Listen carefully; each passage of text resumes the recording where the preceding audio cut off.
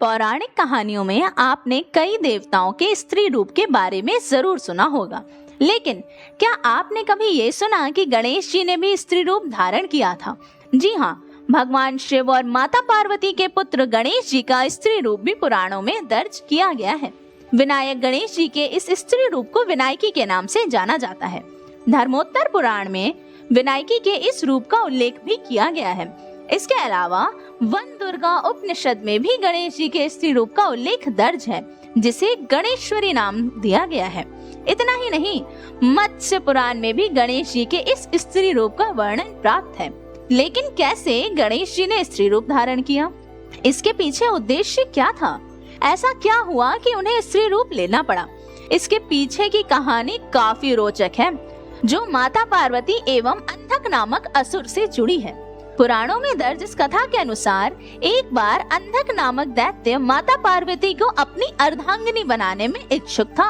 अपनी इसी इच्छा को पूर्ण करने के लिए उसने जबरदस्ती माता पार्वती को अपनी पत्नी बनाने की कोशिश करी, लेकिन तभी माता पार्वती ने मदद के लिए अपने पति शिव जी को बुलाया और अपनी पत्नी को बचाने के लिए भगवान शिव ने अपना त्रिशूल उठाया और राक्षस का धड़ सर से अलग कर दिया।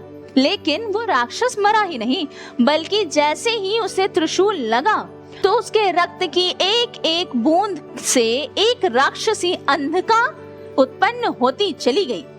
यदि उसे हमेशा के लिए मारना है तो उसके खून की बूंद को जमीन पर गिरने से रोकना होगा। माता पार्वती ने तभी सोचा कि संसार में हर प्राणी में पुरुष और प्रकृति दोनों ही तत्व होते हैं, यानी कि देव और देवी दोनों गुण होते हैं। यह स्त्री तत्व ही होता है जो शक्ति प्रदान करता है। शायद यही कारण है कि हम देवियों को शक्ति स्वरूप भी कहते हैं। माता पार्वती ने भगवान ब्रह्मा, विष्णु सहित सभी देवताओं के इसी स्त्री रूप का आवाहन किया और वैष्णवी, ब्रह्माणी, इंद्राणी आदि सभी देवियां युद्ध भूमि में पहुंच गईं। और जब जब बंधक का रक्त भूमि पर गिरने वाला होता था, वो देवियां उस रक्त को अपने भीतर समा लेती थीं। लेकिन इन सब प्रयासों के बावजूद अंधक के रक्त को पूरी तरह खत्म करना संभव हो ही नहीं पा रहा था। तब हमारे विघ्नहर्ता श्री गणेश जी ने स्त्री स्वरूप विनायकी को प्रकट किया और अंधक का सारा रक्त पी गए। इस तरह राक्षस अंधक का वध हुआ।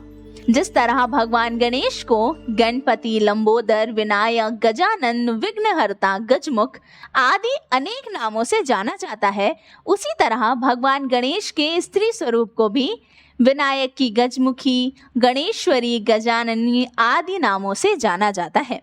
तो आज की जानकारी आपको कैसी लगी, कमेंट सेक्शन में जरूर बताइएगा। मिलते हैं आपसे अगले वीडियो में।